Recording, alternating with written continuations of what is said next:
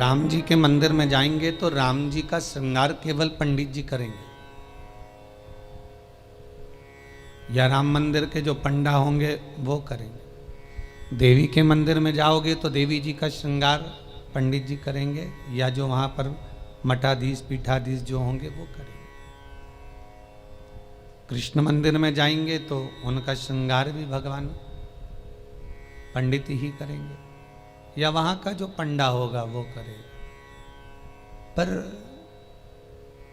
पूरी दुनिया में केवल एक देव महादेव ही एक ऐसे हैं कि जिस मंदिर में जाओ लोटा भर के पानी चढ़ाओ और तुम्हारी मर्जी पड़े जैसा श्रृंगार करे आओ। शंकर कहीं भेदित नहीं है, शिव कहीं भेद नहीं।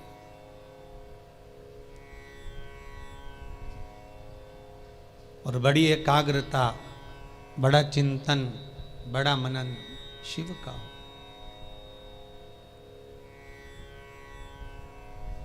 सब दूर जाकर झोली फैलाकर कहना पड़ेगा कि हमको ये दे दीजिए। शंकर के पास जाकर झोली फैलाकर कहना नहीं पड़ेगा कि हमको दे दीजिए। केवल अगर आप शंकर के चरणारविंद तक पहुँचे हो या शिव महापुराण तक कभी भूल से भी आप पहुँच गए हो तो ये आप आने वाले नहीं हो, आपकी सामर्थ्यता नहीं है कि आप शंकर के करीब पहुँच जाएं, शिव महापुराण तक पहुँच जाएं। ये तो स्वयं शंकर को कोई करुणा करना होगी, शंकर को कोई दया करना होगी, कुछ कृपा करना होगा। इसलिए बाबा ने आपको बुला लिया, बाबा ने आपको दर्शन दे दिया। वो शिव कर से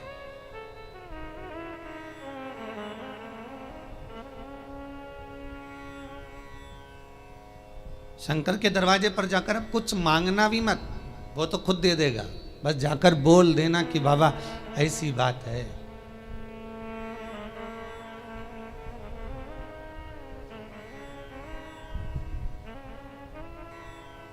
कल इंदौर से एक भैया आए थे, उन्होंने माइक लेकर बोला था, ध्यान होगा कि उन्होंने माइक लेकर उसको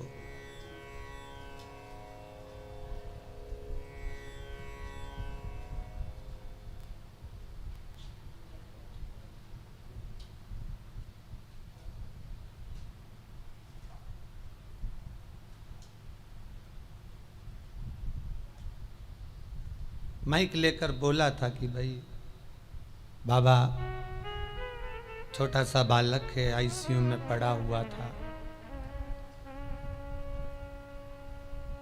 पर भगवान शिव की करुणा ऐसी हुई, उसने कोई उपाय ऐसा कर लिया कि बालक आईसीयू से भी हट गया और यहाँ वो लेकर भी आ गए। आपकी उपासना, आपका भजन, आपका कीर्तन, आपका नाम जाप, आपका स्मरण कभी खाली नहीं जाता, कभी नहीं। वो भक्ति के एक पन्ने पर लिखा हुआ है।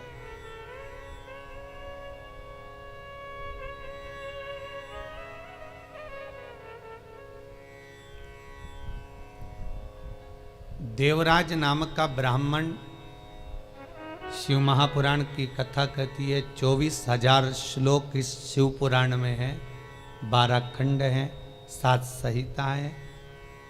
उसमें देवराज का जो चरित्र है, जो देवराज पहले तो सत्कर्मी था, भजनावली था, भगवान की भक्ति में डूबा हुआ था, भगवान का स्मरण में डूबा हुआ था, भगवत नाम में डूबा हुआ था।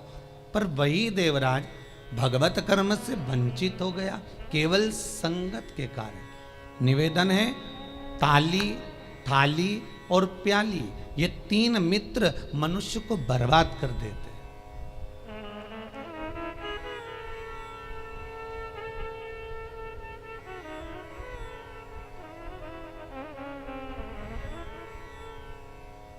एक प्रशंसा करने वालों से दूर रहना, बहुत जल्दी बर्बाद करेंगे ये महाराज।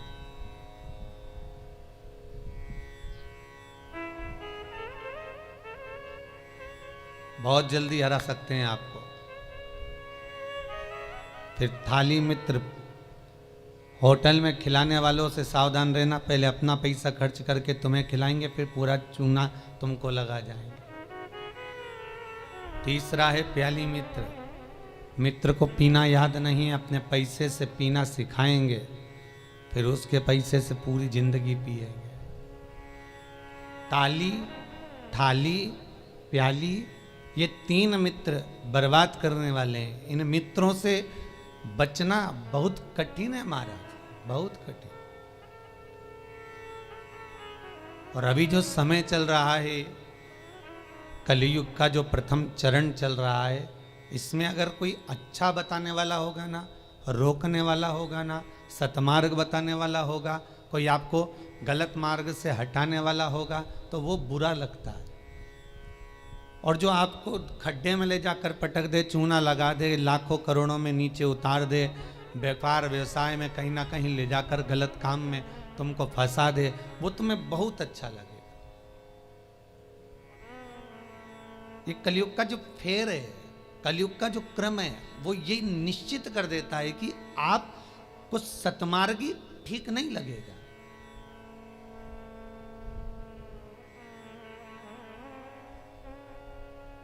इस व्यासपीठ से कितने उपाय बताए जाते हैं, हर चीज का उपाय है और लोग कर भी रहे हैं और फायदा भी है, पर उस उपाय को कई लोग ऐसे हैं कि करते ही नहीं है। फिर किसी ज्योतिषाचार्य के पास पहुंचे, फिर किसी कहीं जाकर पूछ लिया, कहीं बाबा जोगी आ रहे होंगे उनके पास पहुंच गए, किसी का सिर घूम रहा होगा, माँ गेहूँ दाना लेके पहुंच गए, कहीं नारियल लेके पहुंच गए, फिर उनसे जाकर पूछेंगे, बताओ माता जी, बताओ पिताजी, हमको ये हो गया, हमको वो हो गया, और माता जी पिताजी बस तुमसे धन लूट सकते हैं। बताएं क्या?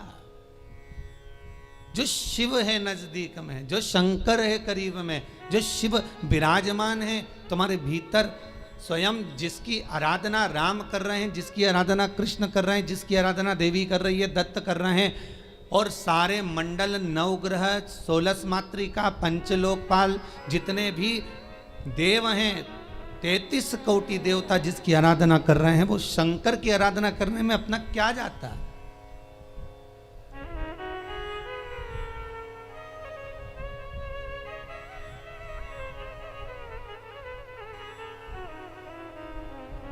स्वयं भगवान कृष्ण को जब पूतना दूध पिलाने के लिए आई और विष पिलाने के लिए पूतना आ गई, तब भगवान कृष्ण दूध तो पी लिए, पर जब विष पीने का समय आया तो भगवान कृष्ण उसी समय पर शंकर भगवान को याद करते हैं। भोलेनाथ जी आओ। शंकर भगवान ने पूछा क्यों कृष्ण? कन्हैया जी कहते हैं दूध तो मैं पी सकता हूं, पर विष पीना मेरी सामर्थ्यता नहीं है, इसलिए आप मेरे गले में आकर बैठ जाओ। भगवान शंकर भगवान कृष्ण के गले में आकर बैठ गए और सारा विष पूतना का पी गए। स्तनों का जो विष था जब शंकर भगवान पिए तो शंकर भगवान को भी चक्कर आ गए। चक्कर आकर नीचे की ओर भगवान गिरे। तब भगवान कृष्ण को लगा करूं क्या? भगवान ने एड़ी का प्रहार करा और मानसी गंगा को प्रकट करा। गंगा का जल शंकर भगवान पर चढ़ाया, तब जाकर भगवान शिव के चक्कर मिटे। इसलिए आज भी उस मंदिर का नाम चकलेश्वर महादेव है।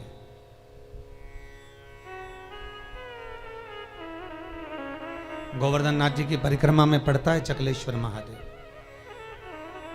भगवान को स्वयं चक्कर आ गए। इतना विषैला विष, इतना प्रबल विष शिव धारण करे तो क्या? कृष्ण, राम, दत्त जितने भी हैं सब भगवान शंकर से ही ले सकते हैं, शिव से।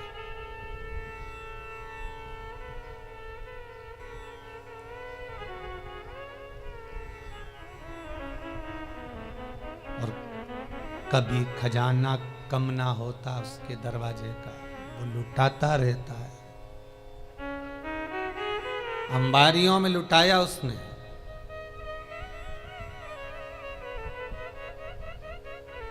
जब विदर्भ राज भीष्मक की कन्या रुक्मणी ने भगवान कृष्ण को वर्ण किया, तब भगवान कृष्ण स्वयं ब्राह्मण से कहते हैं कि रुक्मणी जी से जाकर कह दो कि तू जगदम्बा के मंदिर पर पहुंच जा, मैं तुझे लेने के लिए पहुंच जाऊंगा।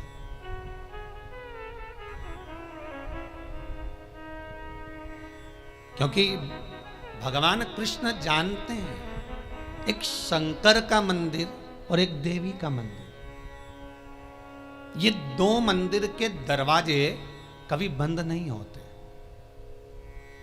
कभी बंद नहीं। देवी मां है, मां अगर रात को भी सो रही है और बच्चे की आहट सुनाई दे जाए तो मां जाग जाती है। माता का दरबार,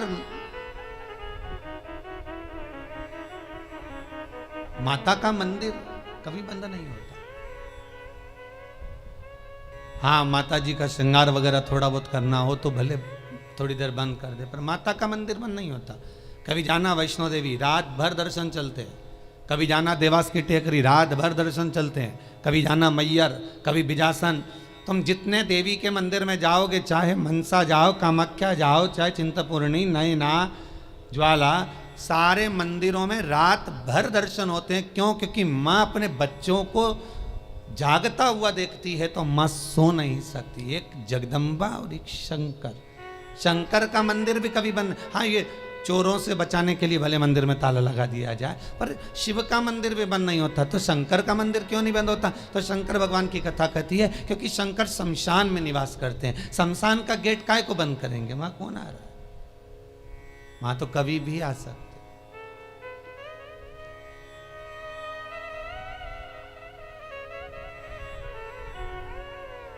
शिव भस्मीधारी, शिव त्रिपुंडधारी, त्रिकालदर्शी, उसका भी दरवाजा बंद नहीं होता। कोई शंकर से पूछे कि तुम कितनी बजे सोते हो? भगवान शंकर से कोई पूछ ले या माता रानी जगदम्बा भवानी से कोई पूछ ले तुम सोते कब हो? चलो वो भी जाने दो, तुम घर की माँ से पूछ लेना, माँ तो कितनी बजे सोती है? जरा सी बच्चे की आहट आई जग जाए। भले बच्चा छोटा है तब की भी बात जान दो। बच्चा अगर बड़ा भी हो गया ना, कॉलेज भी पढ़ रहा है, हो बच्ची नौकरी वोकरी भी करने की तैयारी कर रहा हो या नौकरी कर भी रहा हो ना, तो भी माता का हृदय माता का होता है। अगर बच्चे की जरा सी रात्रि को पढ़ने बैठा हुआ है, बैठा भले बड़ा बच्चा है और रात को अगर पढ़ाई कर रहा है, कितनी बजे बेटा पढ़ने बैठा और कितनी बजे तक पढ़ा, माता को बेटे को बताने की जरूरत नहीं होती। बेटा बताए ना माँ को तो भी माँ जान जाती है कि रात को तू 4 बजे तक पढ़ रहा था, ले मैं चाय बना कर ला देती। ये माता की आहट है, ये माता की वात्सल्यता है, ये माता की करुणा है।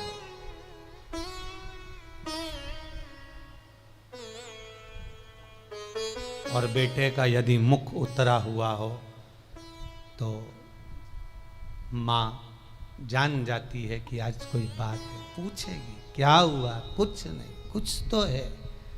अगर बच्चा उस दिन नहीं बताएगा तो 2 दिन बाद मालूम पड़ जाएगा, पर माता को मालूम पड़ेगा।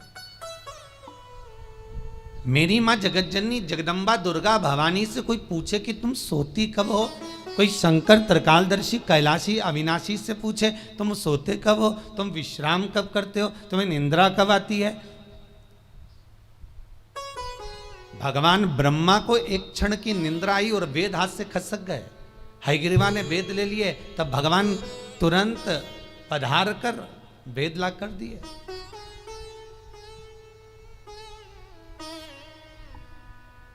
भगवान विष्णु 4 महीने के लिए सोते हैं। देव सोनी एकादशी पे सो गए, अब देव उठनी आएगी ना कार्तिक में, तब बढ़िया चकाचक उठेंगे। दत्त भगवान भी सोते हैं। सारे 33 कोटि देवताओं के सोने का श्रृंखला लिखी हुई है कि कौन देवता कहाँ कितने समय के लिए विश्राम करता है, कितने समय के लिए आराम करता है, कितने समय के लिए कौन सा देवता कब निंद्रा ग्रहण करते हैं, ये सब कुछ शास्त्रों में लिखा हुआ है। पर एक देव अधिदेव महादेव के लिए कहीं नहीं लिखा कि शंकर भगवान कितनी घड़ी, कितने पल, कितने क्षण सोते हों। एक शिव के लिए और एक जगत जननी जगदम्बा अम्बा माता पार्वती के लिए कहीं नहीं लिखा कि ये सोते हो। गणेश जी का भी विश्राम लिखा है कि गणेश जी भी विश्राम करते हैं। कार्तिकेय का विश्राम लिखा है, कार्तिकेय विश्राम करते हैं।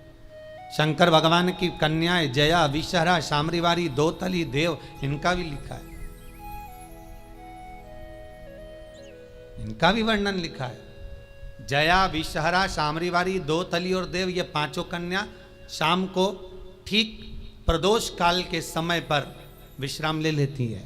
इसलिए प्रदोष काल के समय, जैसे सूर्य अस्त होने का जब समय आने लगता है, प्रदोष काल जब आने लगता है, तब शंकर जी के ऊपर जो जलाधारी लगी रहती है, जिसमें से बूंद बूंद पानी गिरता है, वो जलाधारी को हटा दिया जाता है।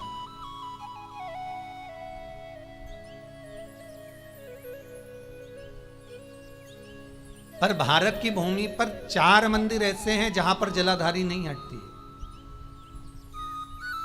जहां पर निरंतर जलाधारी में से जल गिरता है, निरंतर।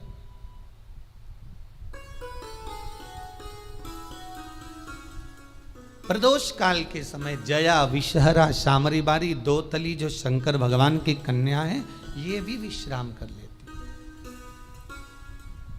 अशोक सुंदरी, शिव की पुत्री, ये भी विश्राम कर लेती। पर अगर विश्राम नहीं करते तो शिव, किसी ने पूछा सारी दुनिया आराम करती है, आप विश्राम करते हो, क्या मतलब है ये? शंकर भगवान कहते हैं मेरे कंठ पर भरा है विष, दिन भर लेता हूं राम का नाम, दोनों को मिला दो तो हो गया विश्राम।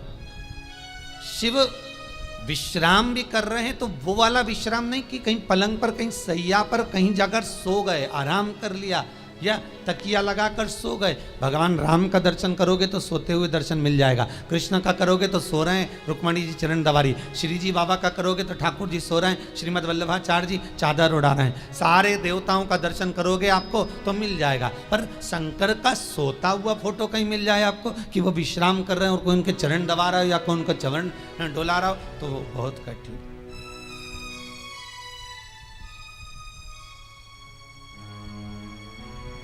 बेटा यदि पुकारे,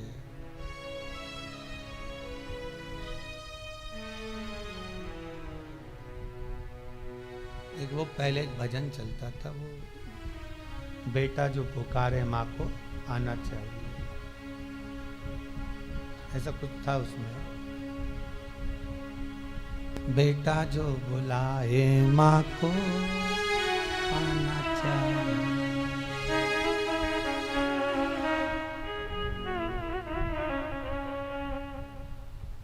माता के चरणों में शीश नवाना चाहिए, बेटा जो बुलाए माँ को आना चाहिए। वो बुलाए, माँ भी जाग रही है अपनी संतान के लिए। अभी ये 7 दिन की जो पुरुषोत्तम शिव महापुराण की कथा है, ये जब विराम होगी उसके बाद में शिव शक्ति शिव पुराण प्रारंभ होगी। उसमें सारे माता के एक एक भाव, जगत जननी जगदम्बा ने अपनी बिछोड़ी चूड़ी केश फेंक कर भी किस किस का उद्धार कर दिया और किस किस को मार दिया, वो तक का वर्णन है मारा। नवरात्र में अपन सुनेंगे कथा।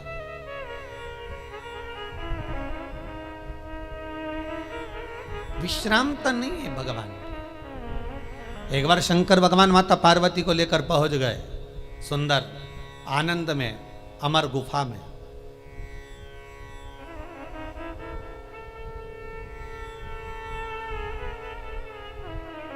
जिस अमर गुफा में शंकर पार्वती जी को अमर कथा सुना है, केवल पार्वती को नहीं, केवल माता पार्वती को अमर कथा नहीं सुनाई है भगवान शंकर ने अमर गुफा में। भगवान के साथ में पार्वती के जितने अवतार हुए, कमला बनी, तारा बनी, धूमा बनी, बगला बनी, मातंगी बनी, मनसा बनी, नैना बनी, चिंतपूर्णी, ब्रह्मचारिणी, कुष्मांडा, कल्याणी, जितने भगवान के अवतार हुए। शंकर जी की शादी कितने बार हुई है? 51 बार। और ये पार्वती के साथ में 52वें नंबर की शादी है।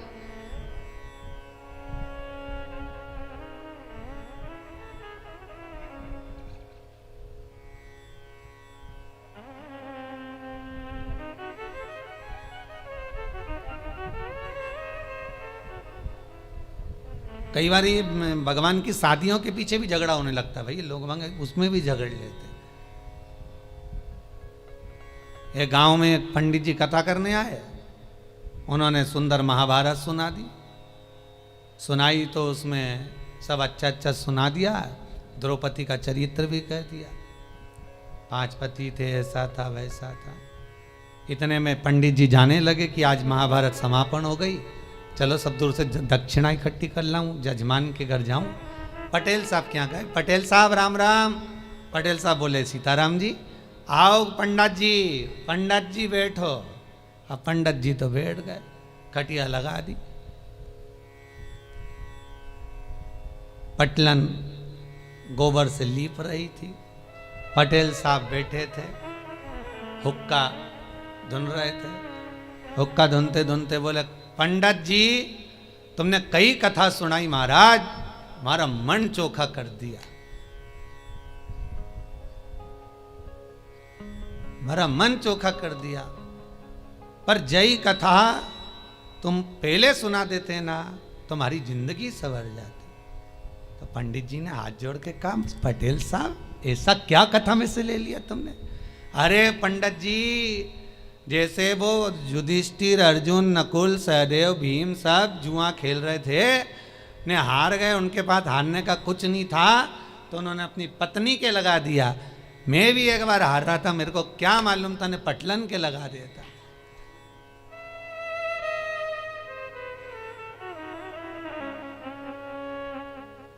अब तो पटलन गोबर लीपती लीपती उठ के खड़ी हुई, इतना सारा घूंघट करके बोली, पंडित जी सही में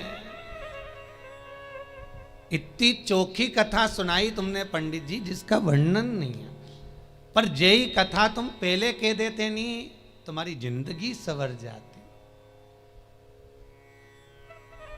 द्रौपदी के 5 पति जैसी मैं भी करके लिया थी। अब तो पंडित जी ने तो झोला बिस्तर सब बंद करके जाने लगे, दक्षिणा जाए चूल्हा, अपन तो चलो, यह तो दंगा महाभारत चालू हो गया। तो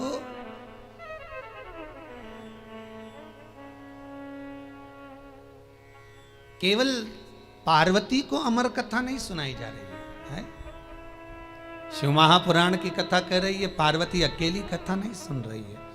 पहले जितने भगवान शंकर के साथ में पार्वती के अवतार हुए हैं, जन्म हुए हैं, हर जन्म में पार्वती शिव के साथ अमर गुफा में कथा श्रवण करने के लिए गई।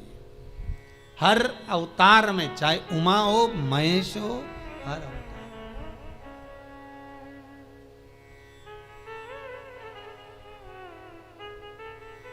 और निवेदन करूं आपसे, जितने लोग ऑनलाइन कथा को श्रवण कर रहे हैं, यूट्यूब फेसबुक पर सुन रहे हैं, उन सभी को निवेदन करूंगा, आप पुरुषोत्तम शिव महापुराण का 4th भाग श्रवण कर रहे हो। ये 4th भाग का पहला दिन है। आप अगर पूरी कथा को श्रवण कर रहे हैं, सावन से सुन रहे हैं, भादो से सुन रहे हैं, जितने भी समय से आप कथा सुन रहे हो, वो आपकी मर्जी है। पर शिव महापुराण की कथा कहती है कि जैसे पार्वती बार बार जन्म ली है और जन्म लेकर अमर गुफा में कथा श्रवण करने के लिए गई है, शिव महापुराण की कथा कहती है जो एक बार एकाग्र चित्त मन से शंकर की कथा को सुनता है, ये इसका एक जन्म नहीं, ना जाने कितने जन्म का पुण्य इसका प्रबल होता है, तब जाकर ये शंकर की कथा को श्रवण कर पाता, तब ये शिव का अनुमोदन कर पाता। कितने जन्म, 84 लाख योनियों में 20 लाख योनि तो ये पेड़ पौधे की है। कभी गुलाब का पौधा, कभी गेंदा का फूल, कभी गोभी का पौधा, कभी कद्दू का, कभी लौकी का, कभी भिंडी का, कभी दूबा, कभी घास, कभी खाकरा, कभी आम, कभी आंवला। इसका भी क्रम समझ लेना। छोटे से छोटे नल्ली के पास में बने हुए कीट से लेकर आंवले का वृक्ष, बड़ का वृक्ष, पीपल का वृक्ष, जब तक पहुंचते हैं समझ लो कई योनियां तो हमने काट चुके हैं। ये आंवले का पौधा देखो, कहीं तुलसी का पौधा देखो, कहीं बड़ का पौधा देखो, तो समझ लेना इनकी 20 लाख योनियों में से कम 18 लाख योनि ये काट लिए, तब जाकर ये पीपल और बड़ और आंवला बने।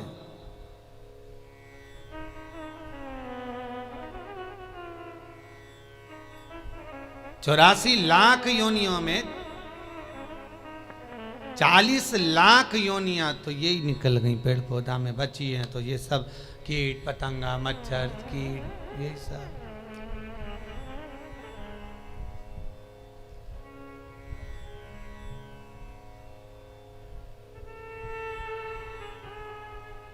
अब एक ये कोरोना महामारी हो गई, ये 84 लाख योनि में नहीं है, ये कहीं अलग से ही आ गई। ये जो जीव जंतु है,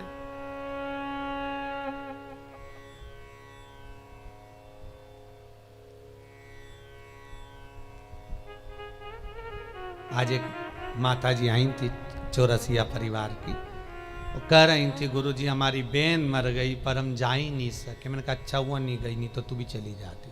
कहा जाए अरे गुरुजी ऐसी बीमारी आई कि रिश्तेदार उन मर रहे पर जा नहीं सक रहे। हमने कहा बिल्कुल मत जाना, नहीं तो ऊपर मीटिंग करते हुए मिलोगे, बिल्कुल ना जाइए। इतनी बुरी बीमारी, बेटा बाप को ना देख पा रहा है, बाप बेटे को ना देख पा रहा है, भाई बंधु को ना देख पा रहा है, कुटुंब कबीले को ना देख पा रहा। और तो और जब मर गया तो 13वें का भोजन खाने बामन भी नहीं आ रहा है। कितना विचित्र है।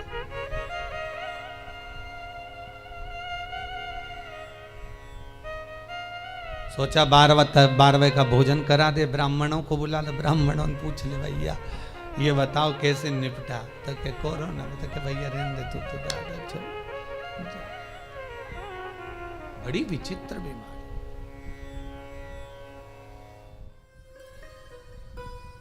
और मान लो बहुत ज्यादा दुख है, बहुत ज्यादा तकलीफ है, बहुत कष्ट है, तो फिर विष्णु पुराण का एक उपाय जरूर कर देखना।